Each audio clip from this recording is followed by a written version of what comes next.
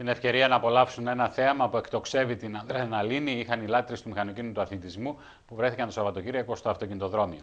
Η πίστα των Σερών φιλοξένησε έναν ακόμη αγώνα Track Day, όπου οι συμμετέχοντες οδηγοί πάτησαν τέρμα τον γκάζι.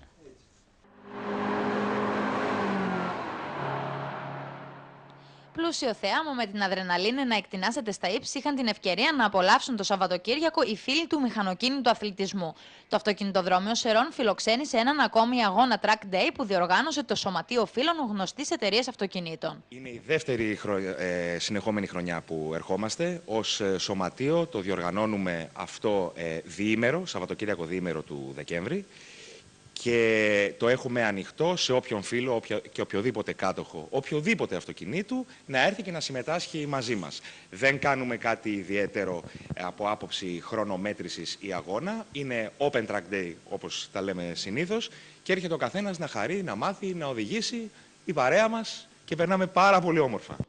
Για ακόμη μία φορά, διοργανωτές και συμμετέχοντες τόνισαν τη χαρά του να τρέχει κανείς στην υψηλών προδιαγραφών πίστα των Σερών. Ο συγκεκριμένος αγώνας διοργανώθηκε φέτος για δεύτερη χρονιά, κερδίζοντας το ενδιαφέρον οδηγών αλλά και θεατών. Πρέπει να είμαστε περίπου 30 συμμετοχές φέτος. Πέρυσι ήταν πάλι κάπου τόσες 30-35. Η οικονομική κρίση επηρεάζει αυτή τη διοργάνωση? Δυστυχώς επηρεάζει πάρα πολύ.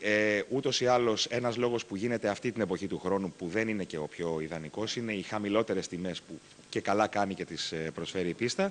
Και σίγουρα επηρεάζει γιατί στην αρχή του έτους προγραμματίζαν να ήμασταν πάνω από 40-50 άνθρωποι, οι οποίοι σιγά σιγά, επειδή βλέπαν τις δυσκολίες, δεν μπόρεσαν να ακολουθήσουν γιατί είναι μεγάλα τα έξοδα. Ειδικά όταν το 80-90% είμαστε από την Αθήνα. Για το αυτοκινητοδρόμιο πώς το βλέπετε? Το αυτοκινητοδρόμιο είναι καταπληκτικό. Προσωπικά έχω βρεθεί και έξω και σε πίστες, όχι μόνο για να τρέξω, και σαν θεατής στο εξωτερικό, και θα έλεγα ότι είναι εφάμιλο με διάφορα που έχω δει έξω, είτε για Φόρμουλα 1, είτε απλά που είναι για track days. Είναι πάρα πολύ όμορφα και είναι και πολύ καλά οργανωμένο και προσφέρει ασφάλεια.